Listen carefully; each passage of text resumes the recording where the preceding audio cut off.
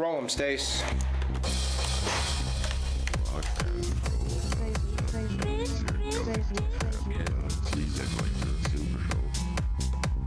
Hey everybody, we're back. It's the Sleazegrinder Supershow. My name's Ken. You might know me as the frankly legendary rock writer Sleazegrinder. This is my buddy Chris Heavyneck Cardone. That's my beautiful bride Stacy Dawn.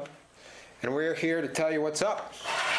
That's what we do every week. We tell you what's up. Stace, we'll see if we can bring up his, if you could bring up the backyard. Yeah. So we can show some pictures of this beautiful space that this guy's created. It's out there in Brighton. Stace, I don't know if you know too much about Brighton, but it turns out there in Brighton, Alex has this urban oasis with a pond and chickens and a stage and a pool. And you can go there, you can listen to music, and you can have a great time. Yeah. Doesn't that sound good? Sounds fantastic. So we're going to find out all about how he got this thing together. And then maybe, who knows? Maybe he can even tell us how we might be able to create one ourselves. Come on in, Alex. Just go behind the curtain. I'll introduce you. It'll be really show busy. It'll be great. Oh yeah, there it is, Stace. There's the backyard right there. Look at that. We got beautiful space in there. Fantastic. Alex, your last name is really hard to pronounce. Yeah, that's why I don't pronounce it. So I'm just gonna. Should I just say Stace? Should I just say Alex, or should I give it a shot? You can try if you want. Go ahead. Let me know what it is, Alex, again, and AJ is EI. Weisfelder. Weisfelder.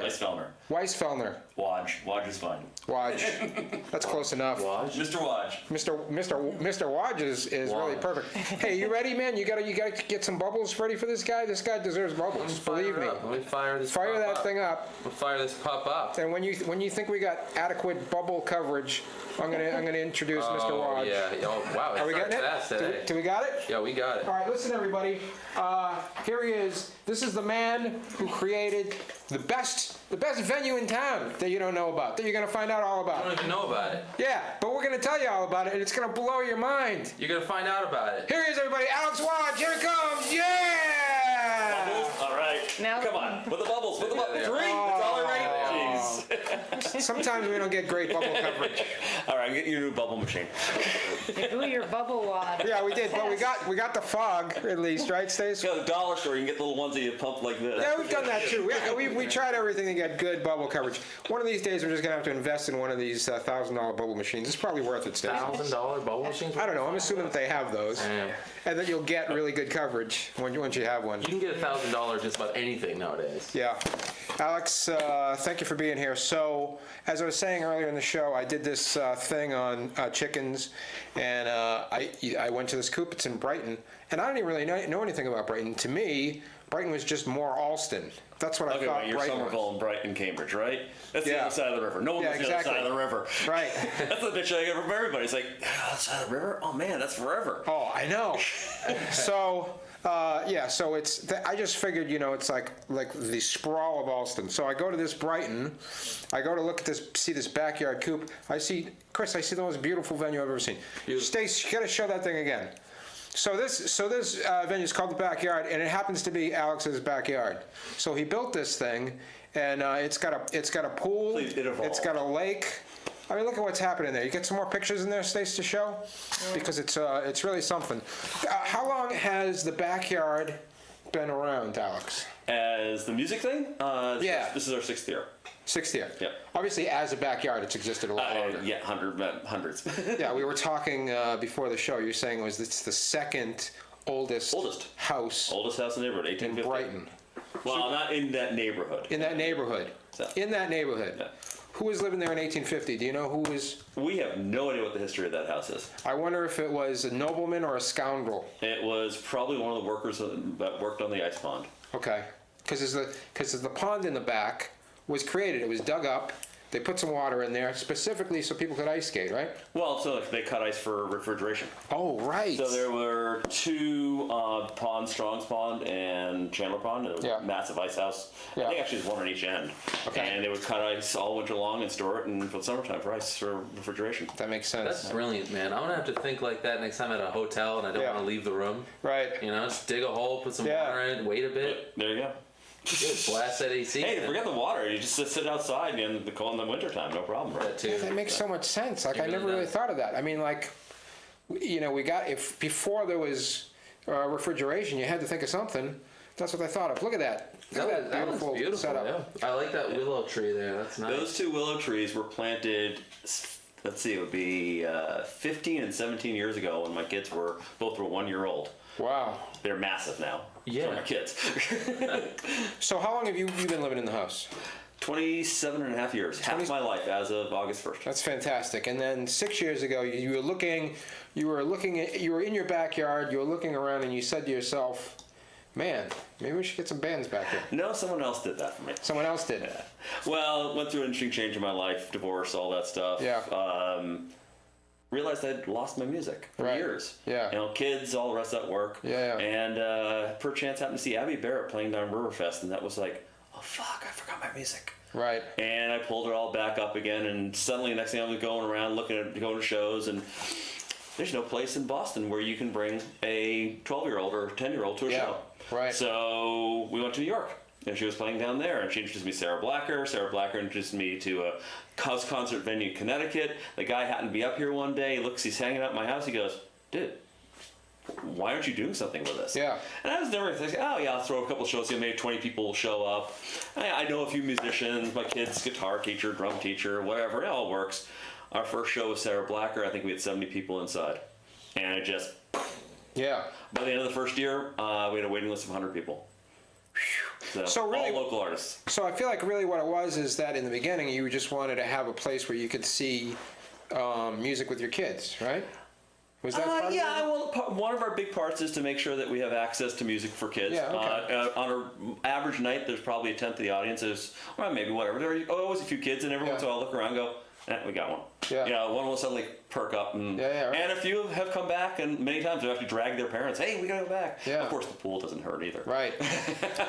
So tell me what's involved in putting a venue like this together.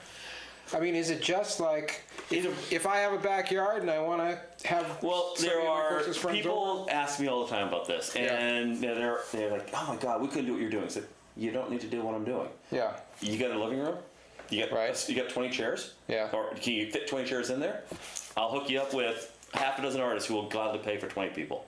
It's exposure. And on top of everything else, you know, there's technically no money being passed hands, but we have a highly suggested donation, and we pass the hat. And on an average night, a band will pull $600 to $1,200 out on a night. And look around at Toad, Lizard, all the rest of those places. They're trying, but they ain't paying anywhere near that. Right. So it's not a bad deal for them.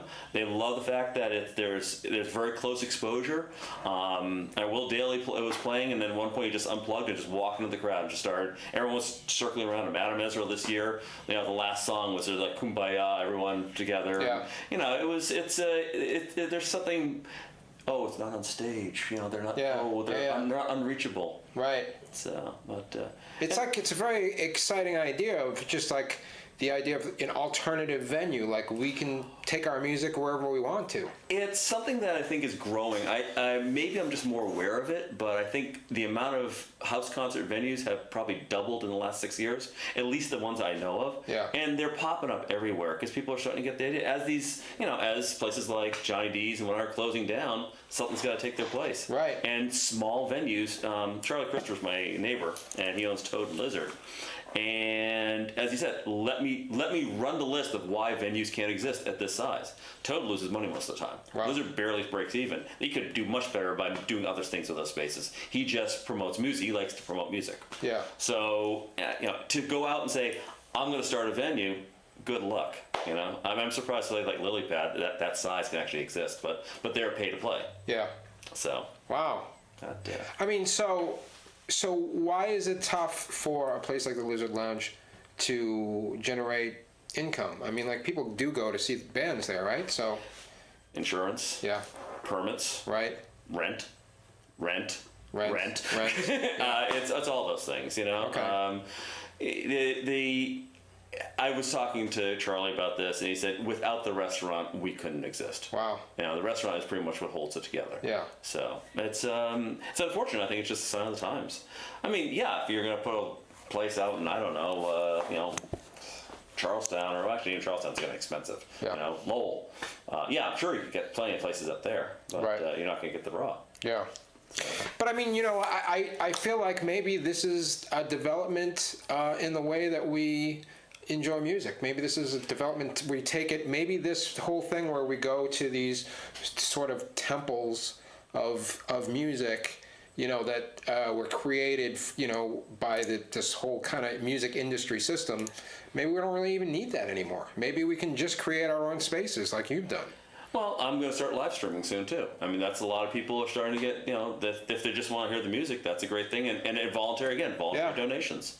I mean, you are across the river, so it's like, if am I going to go all the way to Brighton? But if I come to your backyard pretty much every other week, every other day, for God's sake. But Stacey, if I could just watch it on TV, then But then you couldn't enjoy the potluck that goes along with it. That's true. There is a potluck that goes along with it. And let me ask you this: give us some examples of good potluck to bring to the backyard. All right. There's one guy who brings. Okay, well, first of all, there's a person who's been coming forever, Heather. We always had to make sure there's a plug for her. She always brings a crock pot with something amazing. Yeah. There's another guy who always brings the most amazing chilies or pulled porks. My neighbor across the pond has a really cool corn and bean salad that I love. Yeah. And so there's certain ones that always bring. And everyone say, well, what should we bring? I said, bring what you like. Because honestly, except for one show, we've pretty much always had a really nice, even flow of desserts, appetizers, whatever else. Small plate. People just hang out. And then same for the beverages. I'll usually pick up a couple of sixes for the band, but at the end of the day, that's everybody brings their own and shares. Yeah. So. Yeah, that does sound like a good time. What we have to do is we're going to have to take a quick break, Stace, as you know. Mm-hmm. So everybody stay tuned. We're going to come back in a couple of minutes and we're going to find out some of the highlights of shows that have happened at the Backyard, and also, of course, shows that will be happening, because the Backyard's busy season is cranking up. Oh, so yeah. you're going to want to find out exactly who's playing and when. So everybody stay tuned. We'll be back at 6 o'clock with more from Alex and the Backyard.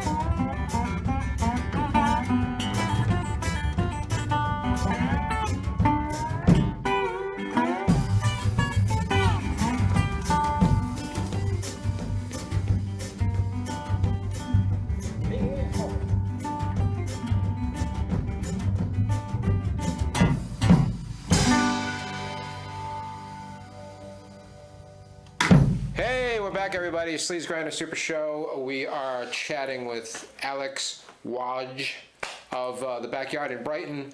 Great outdoor venue that's about to kick into its Fall season. fall season. The fall season. Yes, were you going to say something, Chris? Well, I mean, from what you just said, I actually am looking forward to checking one of these out. We should Yeah. go sometime because, absolutely. one, I love seeing outdoor concerts. Two, I just love seeing outdoor concerts in the fall. Yeah. It's a wonderful time to see it God, just yeah. because it's like you don't sit there sweating, waiting for the show to get over. You sit there and it's Right. comfortable. Yeah. And it's nice. Oh, the great thing is we even run into November. Normally it's inside, but Christian McNeil played at our house a few years ago, and I called him up. I said, "It's November 18th and it's 55 degrees out. Bring on the fire pits," and it was Yeah. beautiful. Why not? Yeah. Bring your blankets. Yeah, right. So, but, yeah, you're right. I mean, the whole sweating stuff. I mean, the festivals are all great, but you're sweating in the sun, going crazy. No, I don't think So you don't actually start. When do you start shows? When does the season start at the back? Well, technically, we go we go March to November usually. Okay. But summer really is hard because no one's around. Right. But this year we decided to try and do a sort of cut back series. It wasn't bands, it was like smaller stuff. Yeah. So we had Lyle Brewer play. Okay. Probably one of the best guitarists in Boston area. And I was a little nervous because I was like, I'm not sure how people are going to take this. Usually I see bigger bands and whatnot. And he played a 90 or 100-minute set. Everyone was riveted. Wow. Just sat there with their jaws dropped. That's awesome. So so we may do that again next summer, just like folk singer type thing. Because we had a few folk singers at the beginning, but we sort of have gone away from that. And so I figured I want to bring that back and to try and really spread it out, blues, Americana, Okay, yeah. But no heavy metal, no disco, whatever. Right. We're trying to keep that from our neighbors, but Yeah. Yeah, man, you gotta keep that disco out. You gotta keep- really, yeah. Oh my God, we gotta have a disco night now. Yeah, right. Inside. Yeah, and I guess metal wouldn't work either, right? No, I don't think so. So, Soft metal? No. so you have this really nice looking space, and obviously your backyard had already existed, but you built a stage, right? Well, we used to have actually the shows up on the deck, Yeah. and the problem was the speakers were facing out over the pond, and it's echoes everywhere. Ripples across. So we said and then Session Americana played one night. That was probably one of our best shows. We had 130 people. We catered that one. Did 18 Oh, nice. 20 racks of ribs. My friend who's a caterer did amazing meals. And I don't know if you ever seen them at Lizard. No. They're playing a lot all over the place now. They're actually touring all over. They're definitely a band you have to surround. It's Okay. they sit around one round table and they move in and out with a single mic. They have a condenser mics underneath too, and they all share instruments. And it's a very comfortable setting, but it's not a place where you want to see them on stage. You want to wrap around. Okay. And so we had a big sandbox in the backyard. I said, well, let's just set them up in the sandbox. Why not? And we said, this works so well. We said, fine, let's do it. The rest of the show's down here. Yeah. And I said, fine. I said, the kids are too old for the sandbox. So I just built the stage. Right. And, And then, so how did you build a stage? How does one build a stage in their backyard? it's With just, tools and know-how, man. I took apart the sandbox, ripped up all the lumber that I used for the sandbox, and built the stage. Yeah, but this is what you do by trade. So I Exactly. wonder. So obviously it was pretty easy for you, but how difficult would it be for the average I would Joe? say you really don't need to. You could put down a couple of rugs or something. I think bands would be perfectly happy playing. Just a couple of rugs on the grass. Yeah, exactly. That'd be That's what good. they do in some venues, man. They just Exactly. put a couple of rugs on the floor. Yeah. I mean, if you really want to build a couple of 4x8 pieces of plywood, a Yeah. couple 2x4s underneath, you can store them somewhere, pop them down, level them out. So what did you do for sound? How did you create your sound system? I don't have a sound system. Yeah. I have borrowed my friend's sound system. He has graciously loaned me for 6 years. I joke because that way he doesn't have to store it in his place. Okay. Right. Every once in a while, he has the nerve of wanting to borrow it back. Can Right. you believe it? He actually, Rob Siegel, he's actually a, what's his Facebook page say? Cars, Guitars, and Unexploded Ordinances. He loves working on BMWs. He loves playing music. Yeah. And his day job is unexploded ordnance detection. Wow. So all that he's now changed. He's now writing for Bentley Publishing. But so he loaned me his stuff as just once or twice, and that's. Although I say I think this fall there's going to be an investment in a real system. Okay. Thanks to Mr. Music. All right, cool. So My next door Mr. neighbor. Music is your next door neighbor. It's going to be as soon as I finish this house. Not the Toad guy. The other guy. So you No. got the Toad guy. Same guy. No, it's the other guy. Other guy. So one guy on one side you got Toad and Lizard Lounge. Right. You got Mr. Music on the other Yes, side. Yep. What a neighborhood. It's a great neighborhood. It really is. It's fantastic. The neighbors are fantastic. Everything about it is fantastic. All right, so here we are so far, Chris, with your backyard venue. Yeah. We're just gonna throw some rugs down there. Throw some rugs. We'll get some beautiful, like, Oriental kind of rugs. You know, Ken, I've actually to bang put down some there. thought into this. Okay. I have this screen porch that comes out of the back of my house. Yeah. Screen set. And well, I actually was thinking of like just setting up the bands inside the screen porch Yeah. and then just playing in there and having everybody outside. That Okay. I know someone who did the exact same thing in Newton. There it is. They do a couple a year. Wow. A lot of bands will have their own PA too. If you look around. So. I think we're on the cusp of a revolution. One of the things that I was talking about yesterday, Alex. On the edge of my seat, Ken. Yeah. Literally. It's what I was talking about yesterday, Alex, and I'm sure you'll back me up on this. So what has to happen in order for a scene to develop, right?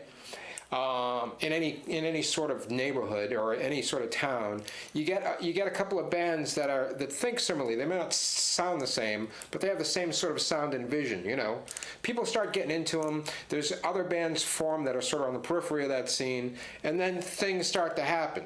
But you have to have a space that everybody is comfortable in. You know. That's the thing. That's the most important thing. You have to have a place that people actually want to go. You know In what I German, mean? it's called gemütlich. What does that mean? There's no translation. It's comfortable, homey, a place where people want to be, want to congregate, want to be with other people. It has so many different meanings that there's no English word that Like kind of like feng shui. Yeah, sort of. There's a little bit of that in it too. But I had this discussion with. I was thinking about opening a real venue. This is real. And I thought, what makes a place feel comfortable? Yeah. Now.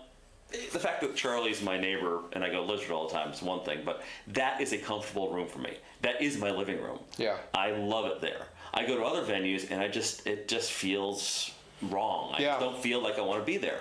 And so that's, I think, part of the whole house concert scene is that there is a comfort of this is someone's living room or someone's backyard or whatever. I mean, it started with, we all know it started with the basement, basement scenes. Right. And even those were, somehow you could, there were flop places and it was always kind of fun. Yeah. So that's what I found really interesting about the backyard, just being there. Obviously, I was there for a different reason, but I felt like if something was happening here, I could feel comfortable here because honestly, that exactly what you're saying has always been an issue for me with rock shows. I like to go and see bands, but I can't think of one time where I've actually felt comfortable in the room that I was in. I mean, there's nothing very comfortable about standing in the Middle East.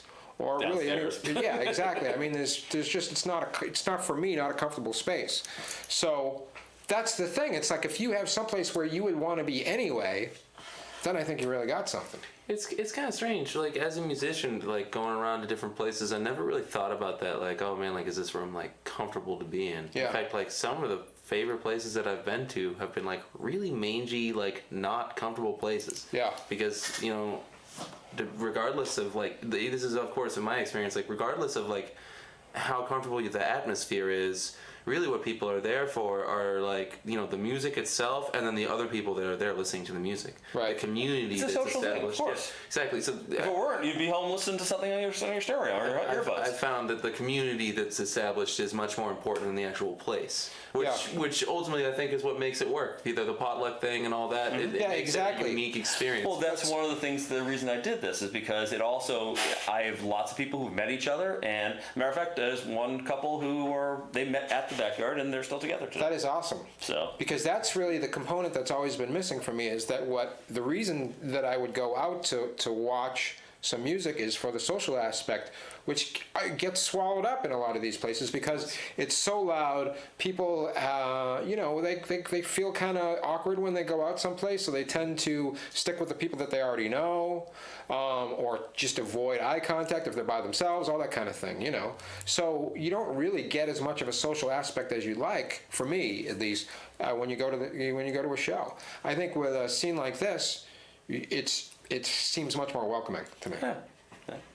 Well, as I said, if anyone's interested in doing it, there are few set in my mind set criteria. Yeah, let's hear them. First of all, okay, this is not a paid venue, so money cannot pass hands. Number one. We have a highly recommended tip jar. Highly recommended. Highly recommended. And I always joke, say, okay, guys, this is these musicians. This is their day job. Yeah. You know, they need big gas money to get home. You don't want to Right. sleep on my couch. What is generally what is the donation that We you're run looking $10 to for? $15 per 10 to day 15 bucks? for anyone over 18. Reasonable. We also do say on our website, and I truly believe, if you cannot afford it, Yeah. drop in what you can afford. Okay. If you can't, we want you to hear music. I had one woman one night. She came by. She said, I keep a $100 bill in my wallet for like special occasions once a year. Right. Boom. There you go. It moved her that much. There you go. So that's one. Second of all, Then that offsets all the freeloaders. Well, yeah. This is number 3. Oh, No, this is number 2. This is number 2. Yeah, that was 1A, 1B. Yeah. Okay. Two sides, same All coin. right, so 2. There we go. 2 is private invitation only. It cannot be publicized. It can't be Oh, really? advertised. Okay. Now, what? It is on your What's website, what keeps though. it under control. Well, what designates advert? So Facebook is fine because that's to Okay. your friends, obviously, right? Right, yeah. Now musicians share it with their friends, so that's obviously we put up posters in our neighborhood. Well, that's to our neighbors. Yeah. Hey, nice to meet you. Welcome to the backyard. Okay, you're now my friend. No problem. There you go. So realistically, we've actually pulled people off the sidewalk, which is always a blast. It's like we had this one really strange dude who was a Franciscan monk, and he was the extrovert of the Franciscan monks. They have a monastery near us, and he'd always come to our shows, and people were like, this guy's really weird. They keep passing him around, but no. So basically, it's. If we put out an Eventbrite invite to control now, we're trying to keep numbers to what we know what the numbers are going to be. Yeah. We don't put that as a public Eventbrite. Sure. I say these things only because at some point there's going to be a legal hassle. At some point, someone's going to call in and go, we can't have these shows happening anymore. Yeah. It has happened. In Maine, there was one guy who got shut down because it was determined that the amount of people he had at his house at a private party, which is effectively what it is, Fire hazard? no, not enough sewage capacity in his septic system. Sure. That's what they got him on. Too much toilet flushing. That's what they got him on. Yeah, maybe, man. I mean, They were just trying to find Porta something. potty. Now, Yeah. my friends Binky and Jerry, who do Front Street concerts out in Hopkinton, and if you ever want to go to one, they go overboard. She caters every single one of these. It's amazing. The building inspector, called them up in front of the town hall and everything else. They had a town hall meeting. It was one of the big events, and oh my God! And she was panicked that they were going to shut her down. Yeah. The building inspector did his research and said, this is one of the most amazing things our town could possibly do. So we're trying to get more of those stories because I know right. eventually we're going to have fights. Have some. I would like to start a collection of of house concert venues that, as a group, that we can pool our information in case we ever do have an issue that we can come to each other's rescue.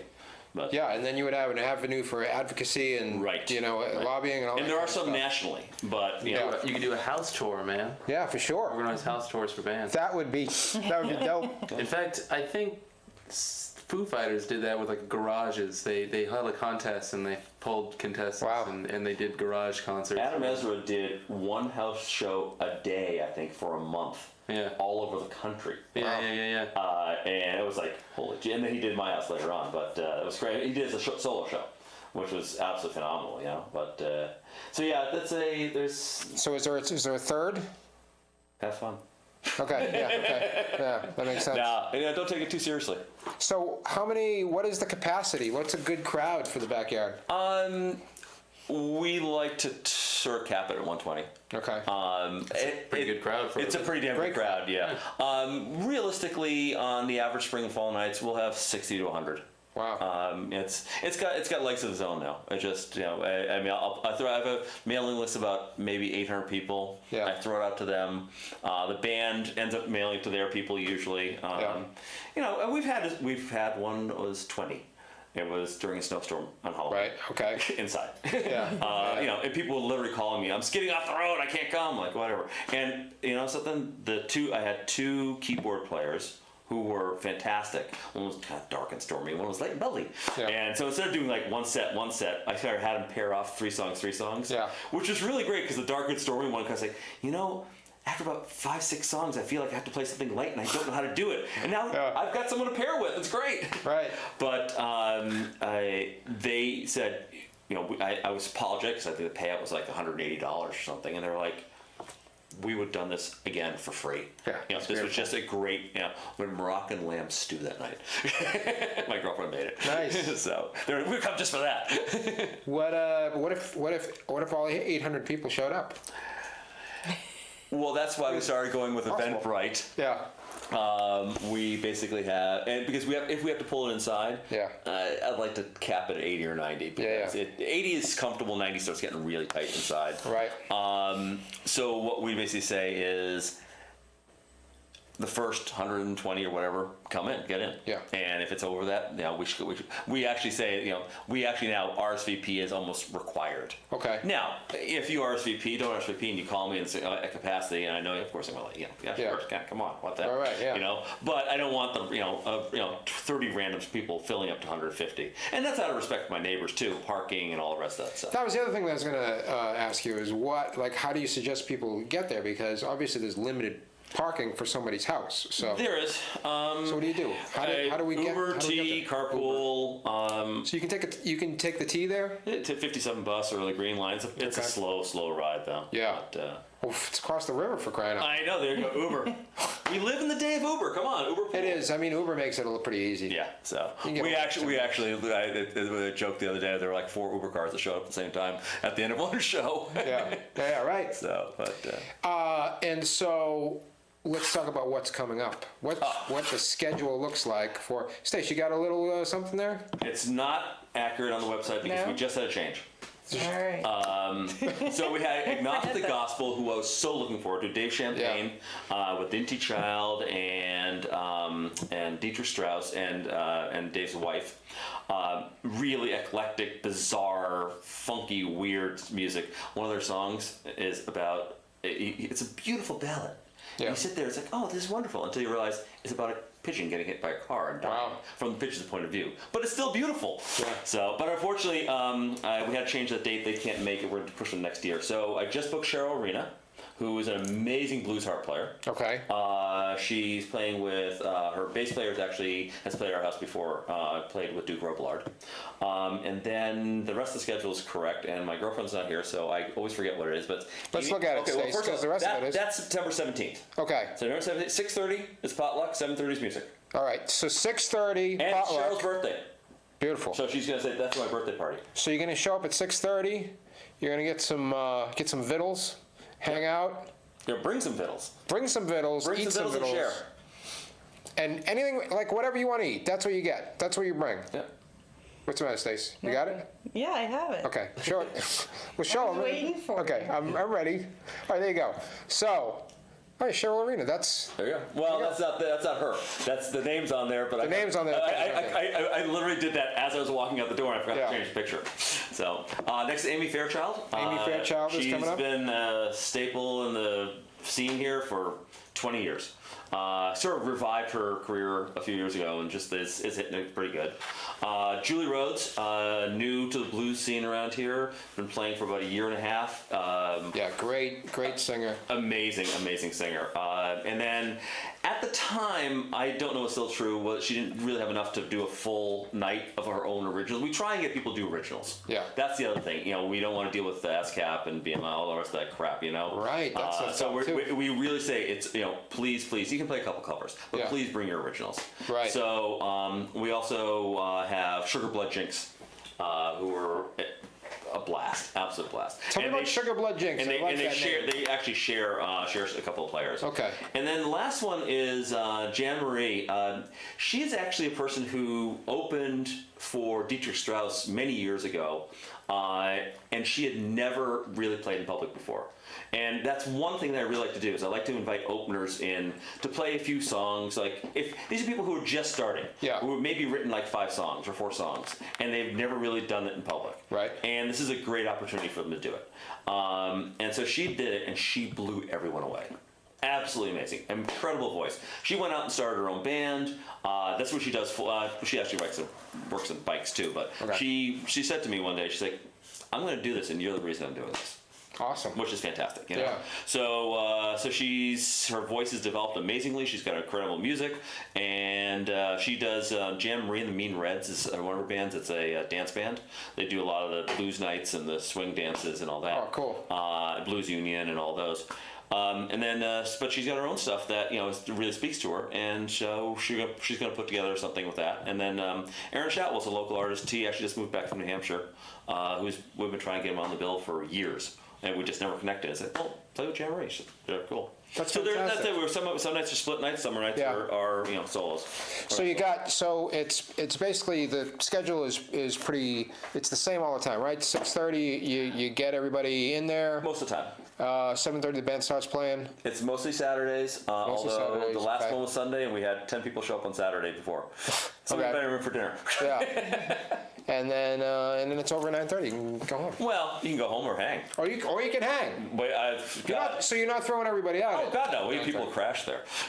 There are after So parties that have been epic. you can if you fall asleep under the willow tree, that's okay. Well, we had trampoline. One person fell asleep on the trampoline. Got rid of that, but Yeah. that was too dangerous. Yeah, exactly. But Let me ask you this: so if somebody goes sees the show at the venue, really love it, they play music themselves, maybe they want to play the backyard. How does someone get to play the backyard?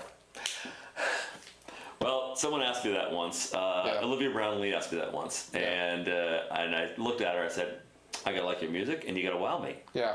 And that's where it really is. I mean, if someone wants to play back, I want to see them play somewhere else beforehand. Yeah. Oh, what a good excuse to go out and see music. Right. And I just want to see their performance. I want to see what their feel is, because the music at the end of the day, we try and have a very eclectic mix of music that we have something for everybody. And I tell people, look at the website. We have samples. Right. You may not like that artist that's happening next. You may like the one afterwards. But so she literally, this was after show. She literally ran inside, grabbed the house guitar, sat me down in a chair, and started playing for me. Nice. Like, okay, well, she played next year, and it was actually before she moved to California. But so talk to me. This thing with Cheryl Arena. We had a cancellation. I saw her play down at Lemmy Fest down on the Cape this weekend. Walked up to her, we were talking about it, and I said, "Yeah, it's a shame. I got an opening. I got to fill that in." She goes, "I'm available." I'm like, "Cool, let's do it." Yeah. So I'm sorry for those who have been waiting for years. There are people waiting for years. Someone just stepped in, but it was just convenient. It worked. It happened. Well, there'll be people waiting for years to play the backyard. Yeah. All right. So just get in line. Eventually.